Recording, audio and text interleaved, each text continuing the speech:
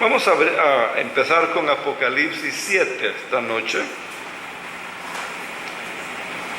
Y el subtema general de esta porción que vamos a ver es que Dios protege de manera especial a sus hijos.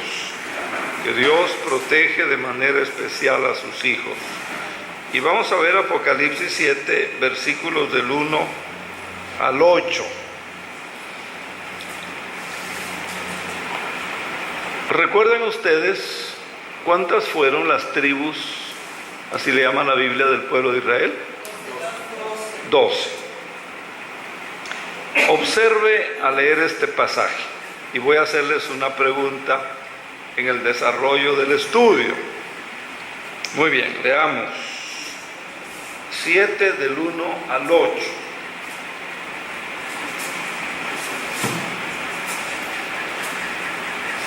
Después de estas cosas vi 4 ángeles que estaban sobre los 4 ángulos de la tierra. Algunos creen que se refiere a los 4 puntos cardinales, teniendo los 4 vientos de la tierra para que no soplase viento sobre la tierra, ni sobre la mar, ni sobre ningún árbol. Vea usted una cosa interesante, menciona ángeles. Y cuando leemos la palabra ángel, pues ya pensamos que se refiere a todos los ángeles de Dios, ¿verdad?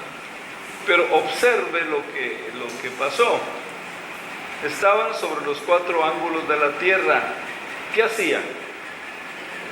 Dice que deteniendo los 4 vientos de la tierra para que no soplase viento sobre la tierra, ni sobre la mar, ni sobre ningún árbol. ¿Eso es bueno o eso es malo? ¿Verdad? Seguimos verso 2.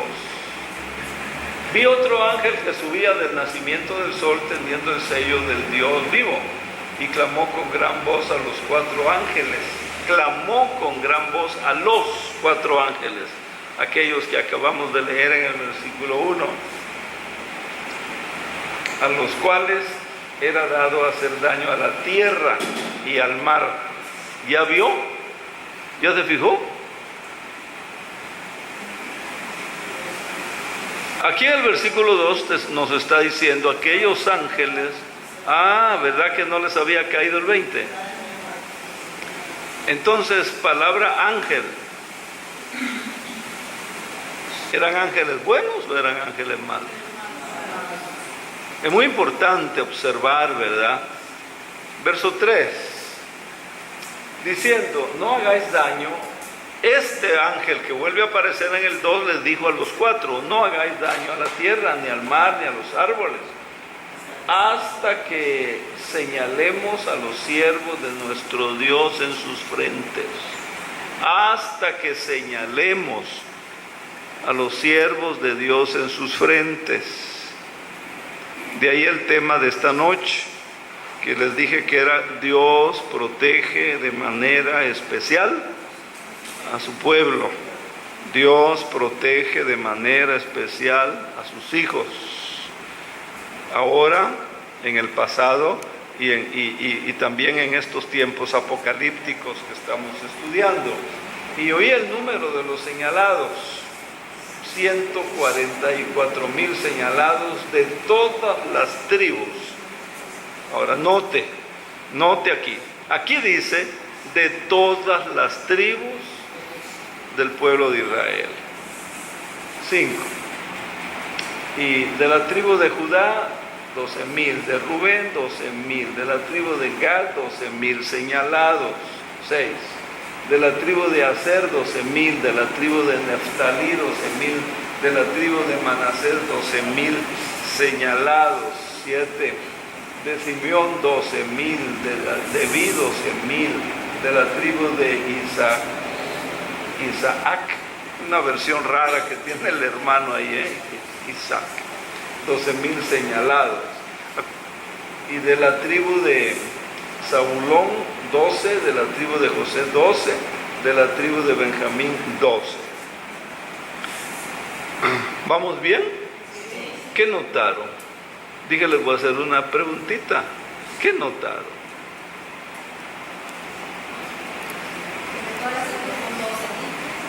Bueno, eso dice, pero ¿qué notaron? ¿Verdad? No qué leyeron. ¿Qué notaron? En los versículos anteriores hay un versículo ahí donde dice de cada tribu, pues 12,000, ¿verdad?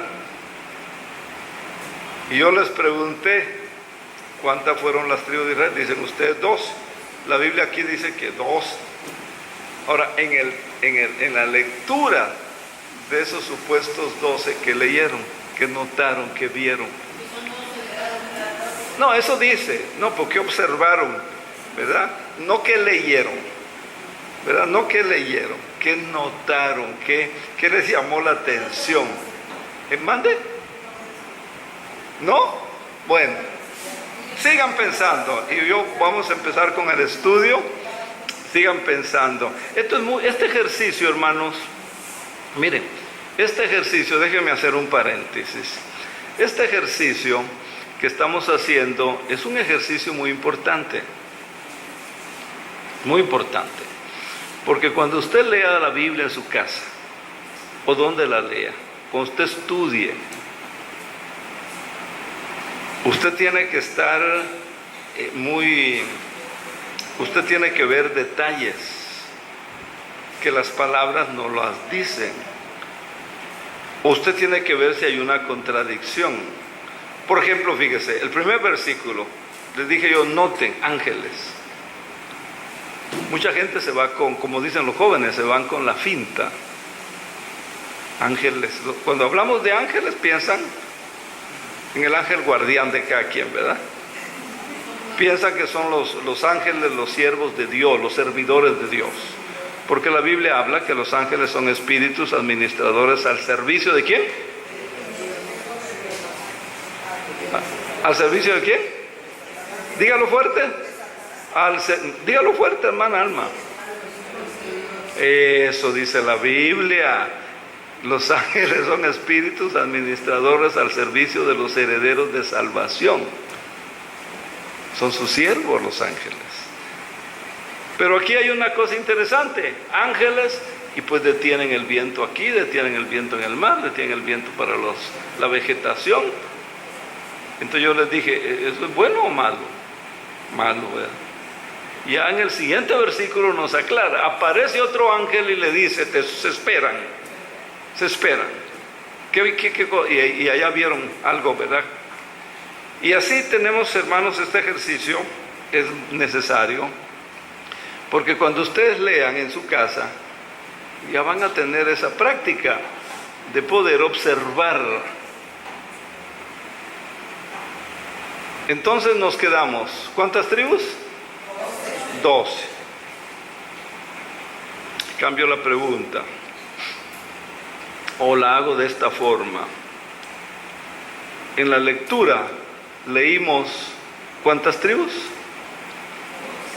12, pero ya no están seguros. ¿12? Porque me dicen, 12, ¿cómo? ¿Verdad? Gloria al Señor, estamos aprendiendo, no se sientan mal, ¿verdad? No se sientan mal, yo no lo hago para que se sientan mal. Mi intención al pensar en este ejercicio es para que ustedes en casa o aquí aprendan a observar. Uno tiene que observar todo lo más que pueda. Todo lo más que pueda tiene uno que observar, ¿verdad? Y a veces leemos y no observamos. Y cuando viene una pregunta repetimos lo que hemos leído, pero no se trata de eso. Lo voy a dejar aquí y vamos a empezar el desarrollo del estudio. Y vamos a entrar al asunto ese de los 12,000 al ratito. Y vamos a ver si observaron bien. Y ya usted se pone tache o usted se pone palomita. Yo no la voy a calificar, yo no lo voy a calificar. Usted se pone tache o palomita. Y la intención es que cuando lean solos o solas, pues observan. ¿Estamos de acuerdo? ¿No se enojan conmigo por eso? Bueno. Entonces, dentro de este estudio de Apocalipsis,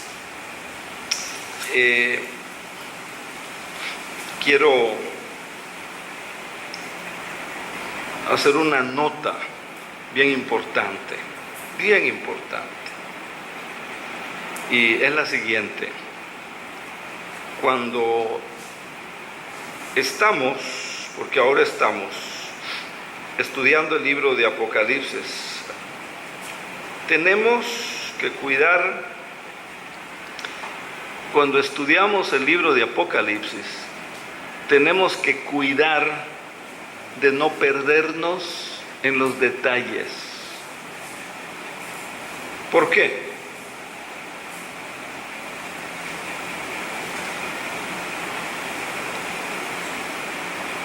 Es decir, no necesariamente es bueno tratar de interpretar cada detalle de cada símbolo que vemos en el libro de Apocalipsis. A mi juicio, y es muy fácil perderse en los detalles, como yo le llamo. Y es muy fácil tratar de interpretar cada símbolo de Apocalipsis, y el resultado es que uno se pierde en esos detalles, en esos símbolos.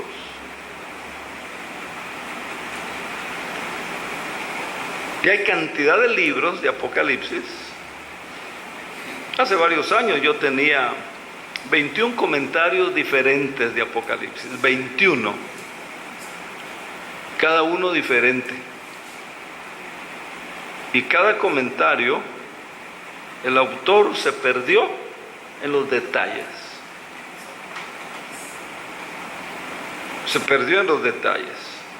Tratando de interpretar cada símbolo, ¿verdad?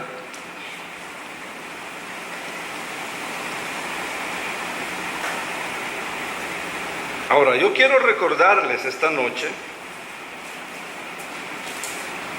pero lo voy a hacer pregunta. Ay, Dios, dice la hermana, ay, Dios. Pero no es la pregunta de los, como aquel programa que había, ¿verdad? De los 74,000, ¿no? 64. Bueno.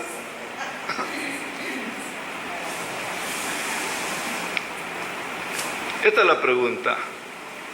¿Qué revela Apocalipsis? ¿Qué revela el libro de Apocalipsis?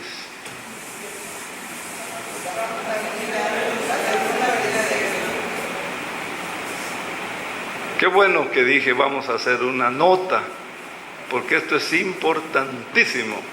Y fíjense que hay mucha gente interesada, y esos sellos, y ese libro que es, y esos ángeles que representan, y ese mar, y esa ciudad, y eso que no hay templo, y tanto símbolo, ¿verdad? Y yo digo, esa es mi tesis, se pierden en los detalles. Lea por favor, y trate de grabárselo esta noche. ¿Qué revela Apocalipsis? Lea Apocalipsis 1:1, por favor. 1:1. Bueno, entonces, si nosotros nos ahogamos en lo que yo llamo los detalles, vamos a estar en peligro de perder de vista a Jesucristo. Hay estudios de Apocalipsis que pierden de vista a Jesucristo. Hay libros de Apocalipsis que pierden de vista a Jesucristo. Se ahogaron en lo que yo llamo los detalles y perdieron de vista a Jesucristo. Y la importancia que Jesucristo tiene para el fin de los tiempos. Entonces, por eso hay muchas opiniones acerca de la interpretación de los detalles. ¿Quedó claro? ¿Qué revela Apocalipsis? A Jesucristo. Eso revela Apocalipsis. A Jesucristo. Bueno, hemos estudiado hasta hoy la visión de Dios, ¿verdad? Esa visión que Dios le dio, o Dios le reveló a Juan. También hemos estudiado bastante, una buena parte de la visión del enemigo y también la visión del mundo. Y hoy vamos a tratar de empezar a ver una visión gloriosa, preciosa, del futuro. Ahora, al decir del futuro, ¿de qué estamos hablando? ¿Qué va a suceder? ¿De qué estamos hablando? Apocalipsis habla de la revelación de Jesucristo. Y les digo que ahora vamos a ver una visión gloriosa acerca del futuro. Cuando nos referimos así al futuro, o cuando la Biblia se refiere al futuro, en este contexto está hablando de la segunda venida de Cristo. Está hablando de la segunda venida de Cristo. Otras porciones le llaman el día del juicio final. La misma Biblia en otra parte le llama el día del juicio final. La Biblia también le llama el día de la creación de ese nuevo orden de cosas allá en la eternidad.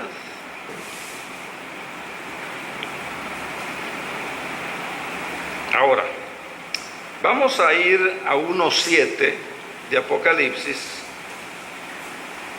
para tener en mente esto. 1:7 de Apocalipsis. Mire usted.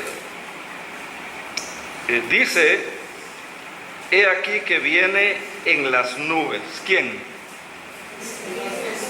El Señor Jesucristo. Acuérdense, es la revelación de Jesucristo. Viene en las nubes. Ahora, vea la visión que dijimos, la visión del mundo. Dice, todo ojo le verá. Antes era muy difícil creer esto, todo ojo le verá, porque decían, pero ¿cómo? Pero hoy, ¿verdad? Con la nueva tecnología,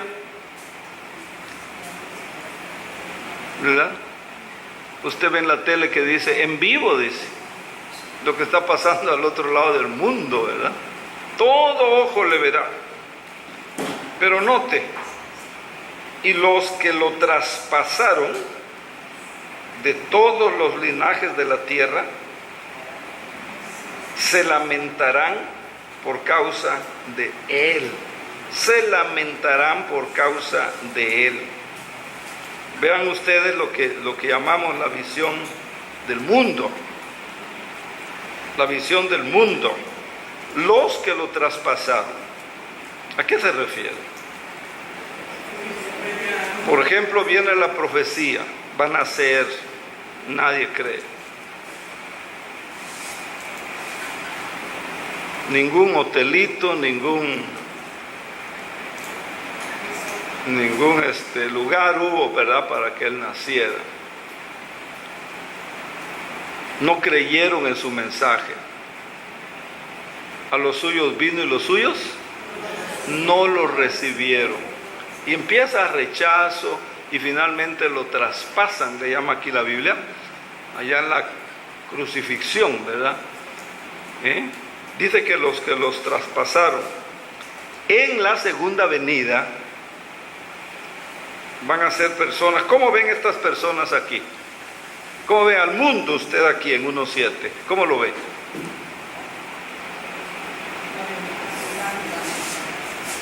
¿Cómo lo ve? ¿Cómo ve al mundo? No, ¿cómo lo ve usted al mundo? No, ¿qué hicieron? ¿Cómo los ve? ¿Cómo los ve? Chiquititos. ¿Será? A ver, ¿cómo ven ustedes en 1:7 al mundo? Porque fíjese, aquí habla del mundo, todo ojo le verá, todos. Grandes multitudes Todo ojo le verá. mirándolo, tanto los de atrás que no creyeron, Ajá. todo el proceso hasta llegar hasta este momento que buscó el Señor para buscarlos y no Sí, pero fíjese lo que está diciendo. He aquí que vienen las nubes, todo ojo le verá, y los que lo traspasaron, ese mundo que lo odió, ese mundo que lo rechazó, esa gente que no lo aceptó, esa gente que lo traspasó usando el mismo término de la Biblia. ¿Cómo ve usted a ese mundo, a esa gente? Sorprendidos, más que sorprendidos. Bueno, ahí les va. Aprendamos a observar no solo lo que dice, sino lo que está allí implícito. Ahí está, pero no está explícito con palabras. Ahí está, pero está implícito. Miren, yo veo a este mundo del que habla 1:7, a un mundo confundido. Véanlo el pasaje. Es una gente confundida. Vienen las nubes, todos lo ven, y los que lo traspasaron de todos los linajes de la tierra, dice que se lamentarán por causa de él. Un pueblo confundido. Yo veo un pueblo desconcertado. Está la gente desconcertado. ¿Por qué están confundidos y por qué están desconcertados?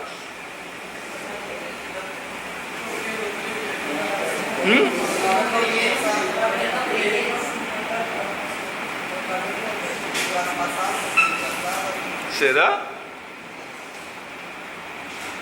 ¿Será que les está importando lo que hicieron? ¿Será que les están lamentando por lo que hicieron? Eso es lo que les importaba. ¿Por qué? ¿Saben por qué? ¿Saben por qué? Escúchenme. Vean ustedes, ahí está en el texto. Vean ustedes, miren.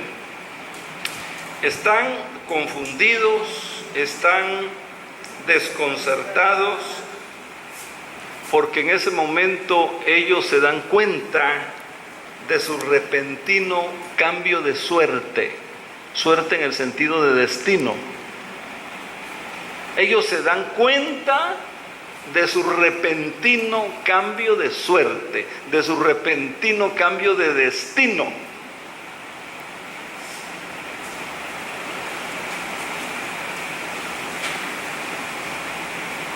En lugar de regocijo,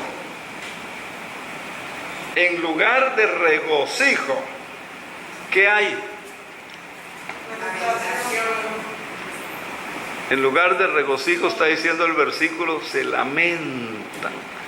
No por lo que hicieron. Hay gente que no se arrepiente por lo que hizo. Aquí dice que se lamentarán porque se dan cuenta de su repentino cambio de destino. Ya se les acabó la vida, se les acabó el gozo, se les acabó todo lo bueno. Se encuentran con la realidad, la segunda venida de Cristo, el día del juicio. Acuérdense varios nombres que vimos ya lecciones atrás.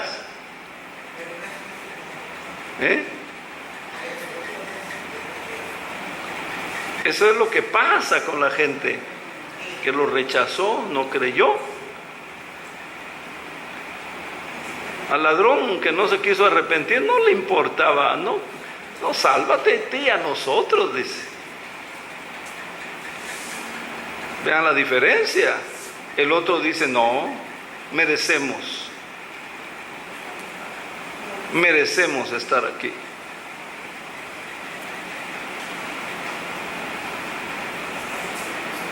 Qué diferencia la actitud, ¿verdad? Ve su destino, pero dice, pues lo merezco.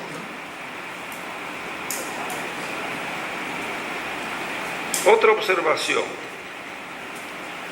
A ver cómo nos va en esta observación. Versículo 6, estamos en capítulo 1. Dice el versículo 6 que nos hizo reyes y sacerdotes para Dios su Padre, y a Él sea gloria e imperio por los siglos de los siglos. Amén. Nos hizo reyes y sacerdotes. ¿De qué habla esto? Estudiantes de Apocalipsis, ¿de qué habla esto?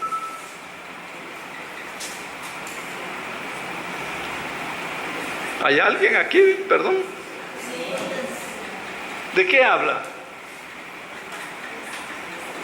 De los pastores.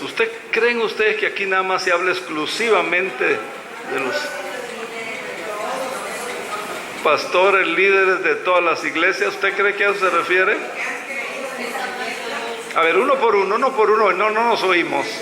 Uno por uno. ¿Ya terminó? Pastores, líderes, dice la hermana. ¿Quién más? Levante su manita, hermana, díganos. Yo creo, señor pastor, que los que hemos aceptado a Jesucristo automáticamente nos convertimos en sacerdotes. Automáticamente nos convertimos a esa hermana.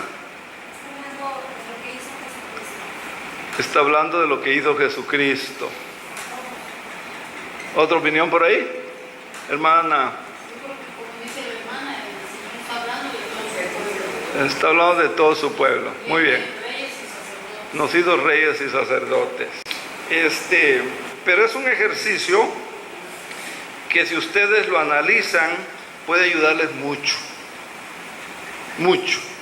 Aquí hay que usar lo que sé de la Biblia para que yo pueda responder y observar, ¿verdad? Miren, dice que nos hizo reyes y sacerdotes, ¿verdad? El sacerdote, primeramente, escúchenme porque veo que no olvidamos, el sacerdote primeramente era un mediador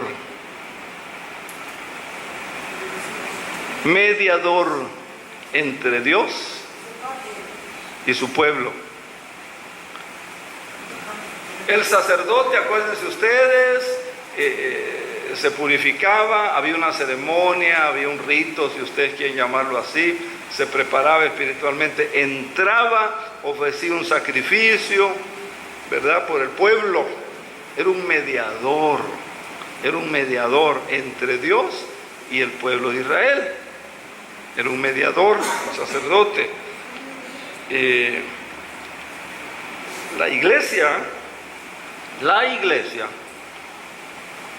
que creemos en el sacerdocio universal porque ahora están incluidas las mujeres, un nuevo orden, Nuevo Testamento. En el Antiguo Testamento no había mujeres sacerdotisas. ¿O conoce de alguna que menciona la Biblia? ¿No? ¿Verdad? Entonces, la iglesia tiene un papel mediador. Nos hizo reyes y sacerdotes. Como iglesia tenemos un ministerio mediador. Por ejemplo, en el estudio anterior dijimos, esta es una revelación de lo que ha pasado y de lo que está pasando y de lo que pasará el mundo. Se los dije y les di algunos versículos allá en el estudio de hace 8 días. La iglesia tiene un papel mediador, tiene un ministerio mediador, tiene una responsabilidad de mediador. Por ejemplo, orar por la situación del mundo. Orar por la situación del mundo. Si ustedes escuchan, nuestras oraciones son muy egoístas. Señor, mi trabajo, mi familia, mi comida, mi salud, mi casa, mi carro, mi sueldo, nuestras oraciones son muy egoístas. No oramos por la situación del mundo, la situación de nuestro país. Como reyes y sacerdotes tenemos un papel, una responsabilidad mediadora. Número 1, orando por la situación del mundo. Número 2, testificando al mundo de Jesucristo, testificando al mundo de lo que Dios ha hecho. Y ahí están las órdenes del Señor: ir y predicar el Evangelio. Eso se refiere. Y se oye bonito, ¿verdad? Pero ¿para qué queremos ser reyes y sacerdotes sin la responsabilidad mediadora? Entonces, si usted se siente, si usted acepta, si usted cree esto, empiece a ser un mediador. Ore por el mundo. Ore. Entonces, tenemos en la segunda venida de Cristo, 6:17, miren, dice: porque el gran día de su ira ha llegado. Se refiere a lo mismo, segunda venida de Cristo. Les dije que hay varios nombres que la Biblia le da. Porque el gran día de la ira, dice, ha llegado. Y entonces hay una pregunta: ¿quién podrá sostenerse en pie? Ahí nos quedamos, ¿verdad? Pero sigamos viendo 11:18. ¿Alguien nos hace el favor de leer 11:18?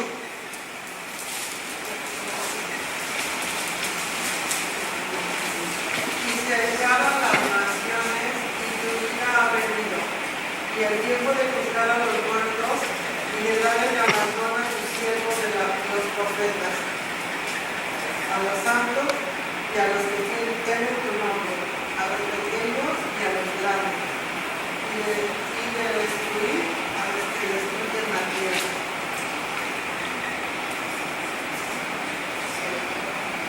¿Se da cuenta? Dice primero que las naciones se airaron. Las naciones se airaron. ¿Cuándo se airaron? ¿Por qué se airaron? Están viendo la venida de Cristo, la segunda venida de Cristo. Y su ira ha venido. El tiempo de juzgar a los muertos, de dar el galardón a sus siervos, a los profetas, a los santos y a los que temen, a los que obedecen la palabra de Dios, a los pequeños y a los grandes, y de destruir a los que destruyen la tierra, ¿verdad? 14, si alguien nos hace el favor de leerlo, y 15.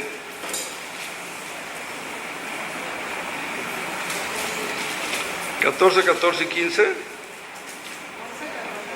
Miré y vi una nube blanca, sentado sobre la nube uno semejante al Hijo del Hombre, que llevaba en la cabeza una corona de oro y en la mano una hoz aguda. Y otro ángel salió del templo gritando a gran voz al que estaba sentado sobre la nube: mete tu hoz y ciega, porque la hora de cegar ha llegado, pues la mies de la tierra está madura. La hora de cegar ha llegado. 19, 16 y 17. Está hablando de la segunda venida de Cristo.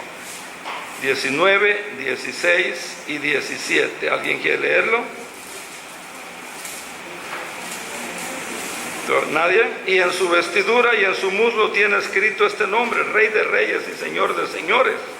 Vi un ángel que estaba en pie en el sol, y clamó a gran voz diciendo a todas las aves que vuelan en medio del cielo: venid, congregaos a la gran cena de Dios, segunda venida de Cristo.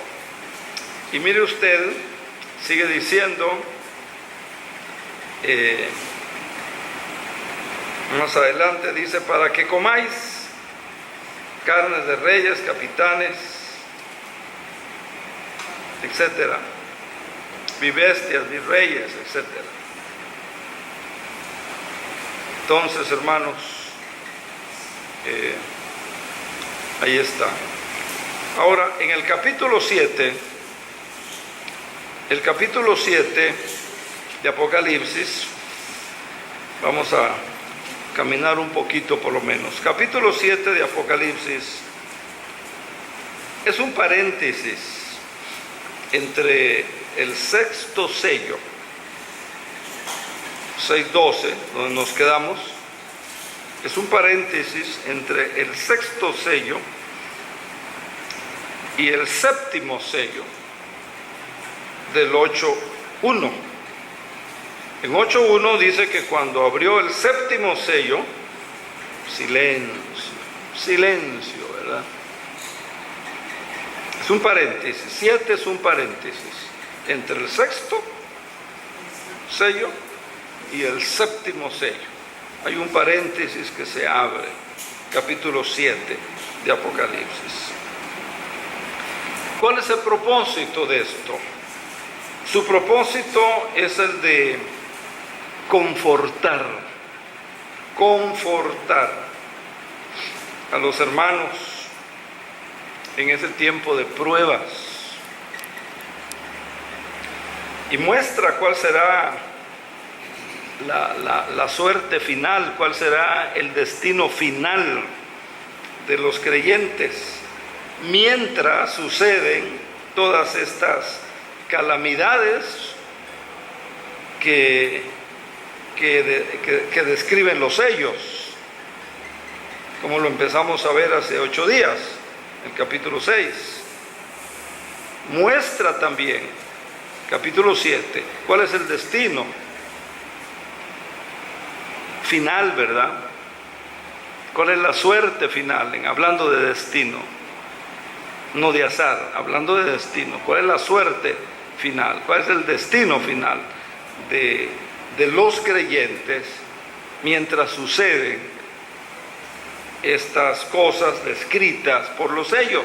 O sea, mientras suceden todas esas calamidades que hablan los sellos. Y en este capítulo 7 de Apocalipsis, encontramos dos grupos. Si usted observa, encontramos dos grupos. Un grupo en el cielo y otro grupo en la tierra. Pero está hablando de sellos. El sello se otorga para no ser heridos, para no ser muertos. El sello habla de seguridad. El sello habla de posesión. Y entonces usted empieza a leer el 7, como ya lo hicimos, y aparecen 12,000 personas de cada una de las tribus que son selladas. Y dice ahí, si usted se dio cuenta, dice que oí el número de los sellados. O sea, gente que tenía ese sello que era la seguridad, posesión de Dios, protección de Dios, etcétera. 12,000 personas de cada una de las 12 tribus son selladas para mostrar al mundo y a Satanás que son propiedad de Dios, y que de Dios esa gente, esos creyentes, esas personas fieles a Dios, reciben la protección de Dios. Y esto es importante saberlo, esto es importante creerlo, esto es importante que desarrollemos esa convicción. Convicción se llama. Hoy hay muchos creyentes que no tienen este tipo de convicciones, y por eso un problemita. Perdieron la fe, perdieron la oración, perdieron la iglesia, perdieron al hermano, hasta la Biblia pierden, todo pierden.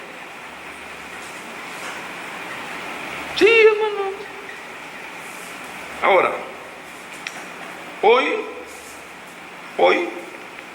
los verdaderos creyentes, hoy usted ha sido sellado por el Espíritu Santo. Efesios 1, 13 y 14. Dice en Él, o sea, en Cristo. Efesios 1, 13 y 14 dice, en Él también vosotros, habiendo oído la palabra de verdad, el Evangelio de vuestra salvación, y habiendo creído en Él, ¿fuisteis qué? Sellados. ¿Con qué? Con el Espíritu Santo de la promesa. Aquí no está hablando de qué vas a hablar si tienes este sello. Porque hay iglesias que dicen, ya fuiste sellado, tienes que hablar lenguas. Aquí no está hablando de qué vas a hablar. Aquí sencillamente te está diciendo, fuiste sellado. Y ahí tenemos nosotros que saber para qué sirven este tipo de sellos. Un sello da legalidad, por ejemplo.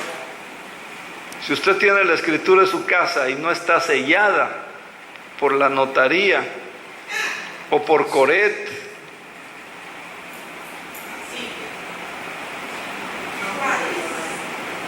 no vale.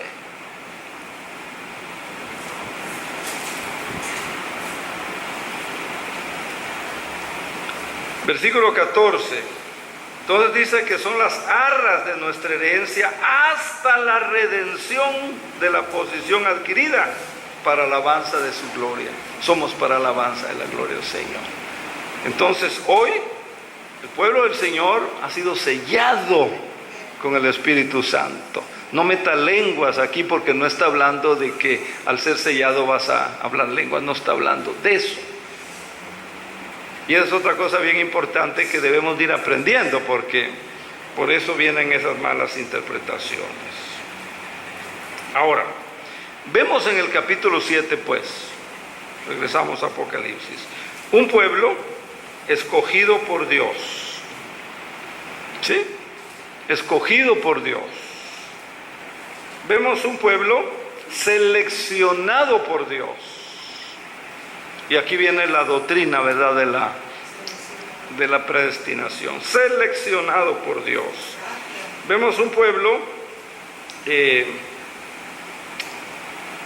entonces, escogido por Dios, seleccionado por Dios, elegidos por Dios, y también vemos un pueblo contado por Dios. Ahora, leíamos y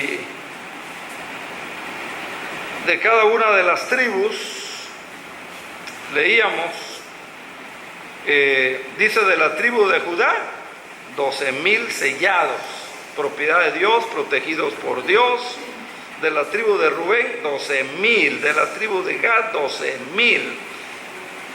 Y yo les decía, observen en esa lista.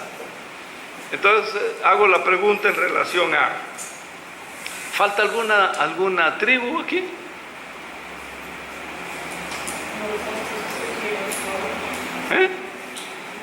¿No? No. Oigan la pregunta. De lo que usted leyó, repito la ilustración. De la tribu de Judá, 12,000. De la tribu de Rubén, 12,000. De la tribu de Gad, 12,000. De la tribu de Aser, 12,000, etc. La pregunta otra vez, ¿falta aquí alguna tribu? No falta. Muy bien. Dicen ustedes que no falta. Ahora escúchenme entonces. Escúchenme entonces. Dicen que no falta. Fíjense que sí faltan.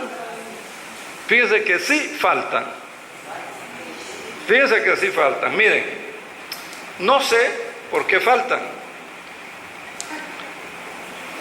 Porque aquí Juan, que es a quien el Señor le revela este detalle, porque la revelación importante es Jesucristo.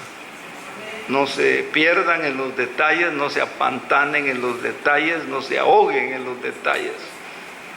Y cuando usted vea un libro de Apocalipsis, vea que no estén empantanados en los detalles, porque la revelación, dice Apocalipsis, Cristo Jesús.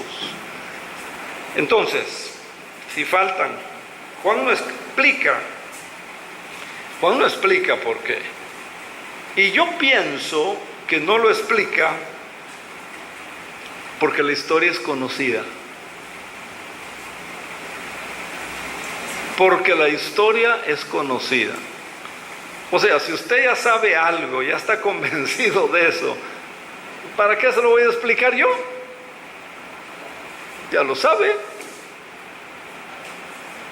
Juan no lo explica porque la historia es bien conocida.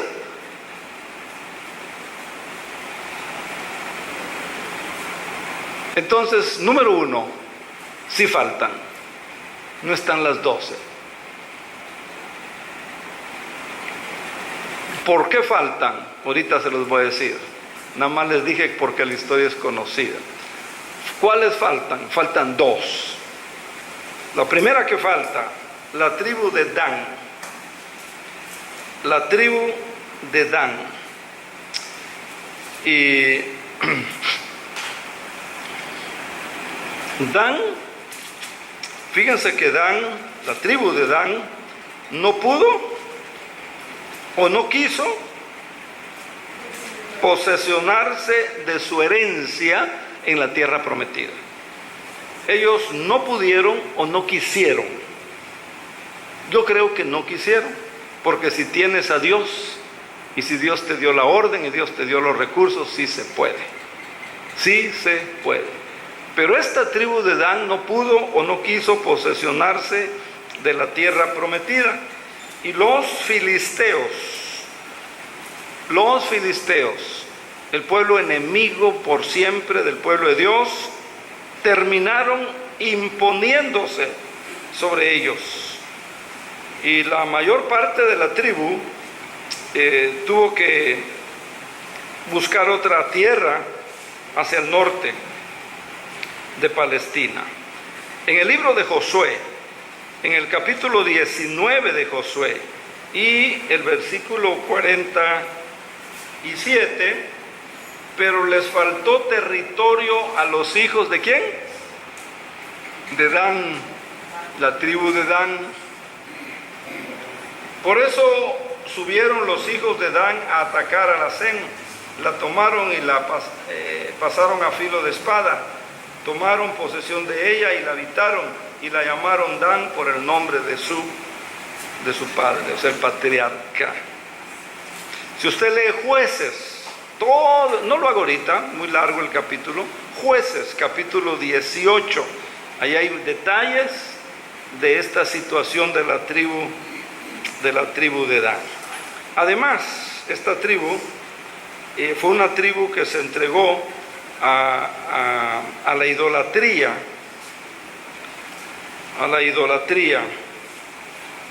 Jueces 18, versículo 30 y versículo 31 dice que los hijos de Dan levantaron para adorarla la imagen de Talla, y Jonatán, el hijo de Gedeón, hijo de Moisés, y sus hijos fueron los sacerdotes en la tribu de Dan hasta el día del cautiverio. Así dice versículo 31, todo el tiempo que la casa de Dios estuvo en Silo, tuvieron levantada entre ellos la imagen de Talla que Milca había hecho. Idolatría. Uno, no quieren obedecer a Dios y conquistar la tierra que Dios les dijo. 2, caen en el pecado de la idolatría. Jueces 18, usted lo va a encontrar bien explicado. Y entonces, en ese tiempo, también de ese reino dividido, cuando se dividió el reino, como vemos una información en Primera de Reyes 12,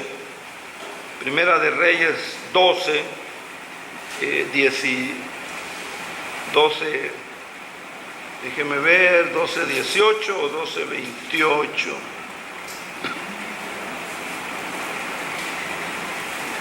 Sí, del 18 hasta el 30. Ahí vemos también, durante el tiempo del reino dividido, ellos estuvieron en contra pues del culto verdadero y caen en la idolatría.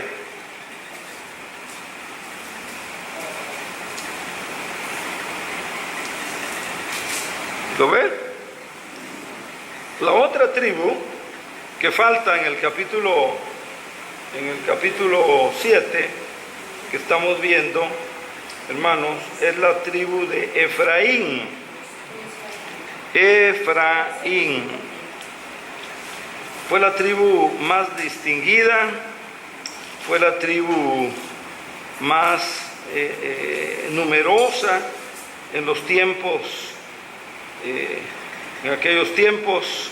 Fíjese que Josué fue de esta tribu, Efraín, pero esta tribu se unió a Roboán. ¿Se acuerda quién fue Roboán? Roboán fue un descendiente de David. Y entonces, al unirse a Roboán, descendiente de David, que estaba en contra de David, en contra del padre de David, contra del rey David, su propio hijo, ¿verdad? Y más tarde vino a ser sinónimo esta tribu de Israel, o sea, la nación hermana de Judá.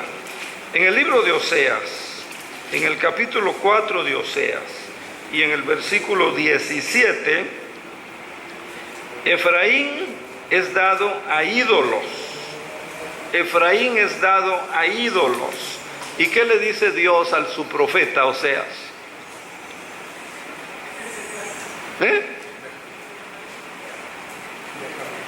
Estoy sordo, pero todavía oigo. Que en esas tribus que menciona el capítulo 7 de Apocalipsis no están todas. Por eso les dije, observen al hacer esta lectura, a ver qué les llama la atención. ¿Se dan cuenta? Juan no menciona el por qué. Yo creo que no lo menciona porque la historia es bien conocida. Dígame, hermana. Pero aparte, Dios le dio la tierra para que se concentraran los 12 amanecidos. No recuerdo ahorita, pero Las 12 tribus Dios les dio órdenes, conquisten, pero ellos no conquistaron. Los pasajes que leímos y les di de referencia el capítulo 18 del libro de Jueces. Por eso faltan 2 tribus que no están en Apocalipsis. ¿Por qué no están? Porque la historia es bien conocida, por las razones que ya mencioné. O sea, 2 tribus que fueron, en otras palabras, rebeldes a Dios. ¿Cuáles son las consecuencias de la rebeldía delante de Dios?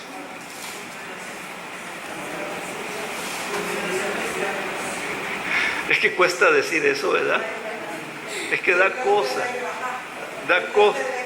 cosa decir eso, ¿verdad? ¿Cuál es la consecuencia de la rebeldía delante de Dios? Miren, hermano, las consecuencias son graves. Dios son graves. Cuando Lucifer o luz bella, como también lo llama la Biblia, se revela, usted sabe las consecuencias, espero. ¿Cuáles son las consecuencias de la idolatría?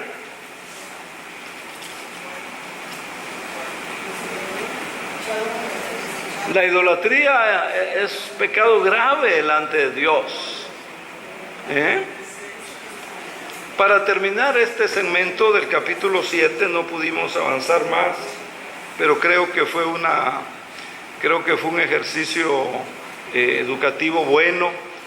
Espero que les motive y no los desanime, para que observen, vean. Vamos a terminar entonces de esta manera. Pero una tercera cosa, ¿verdad? O una cosa que pasó previa a esto que hace Dios de no ponerlos en su lista de sellados. Fíjese, no están en la lista de sellados, no están en la lista de protegidos, No están en la lista de que estos son míos y nadie me los toca. O sea, como Dios le dijo mucho antes a su profeta Oseas, déjalos, ya no les prediques, ya no les enseñes, ya no les des estudios bíblicos, ya no ores por ellos, ya no los visites, déjalos.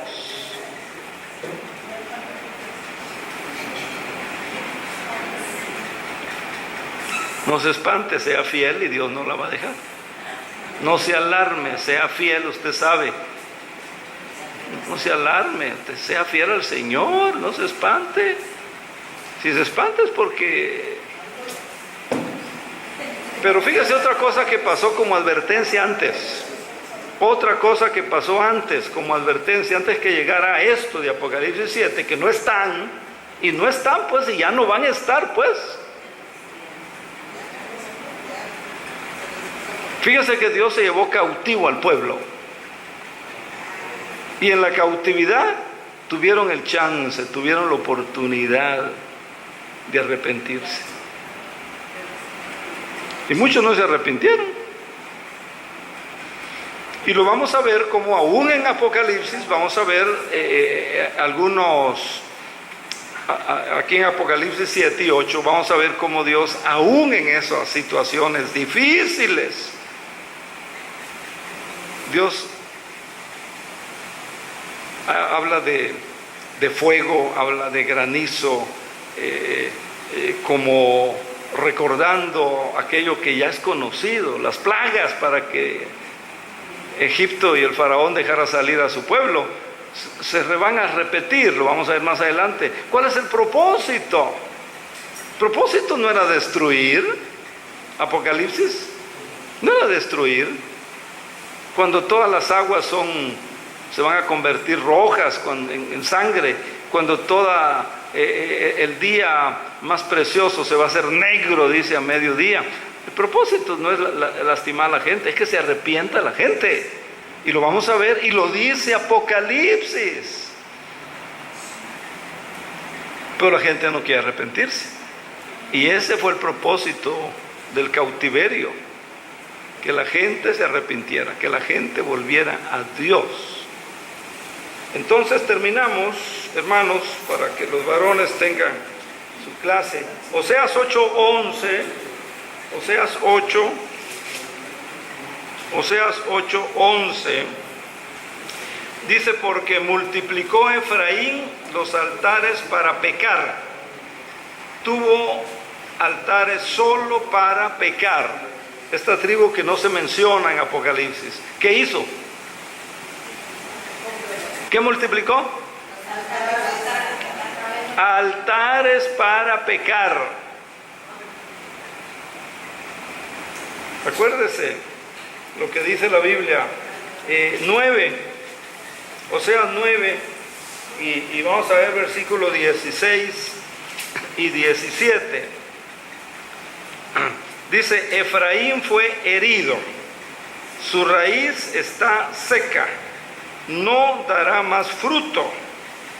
Aunque engendren, yo haré morir yo haré morir el precioso fruto de su vientre. Sí, es que esa es otra versión, ¿verdad? Ahí dice, pero es lo mismo, ¿no? 17, mi Dios los desechará, porque ellos, ¿qué? No creyeron y andarán errantes entre las naciones. Por eso es que en el recuento de las tribus del 7 no aparece por este pecado. Mire, capítulo 12 y versículo 14, para terminar, de Oseas. Efraín ha irritado a Dios amargamente. Bien gráfica, bien objetiva, como el Espíritu Santo describe lo que hizo esta tribu. Efraín ha irritado a Dios amargamente, por tanto, su Señor hará recaer sobre él la sangre derramada y le pagará sus agravios. Esa es la razón por la que estas dos tribus no están. Rebelión contra Dios, idolatría. rebelión contra Dios, idolatría.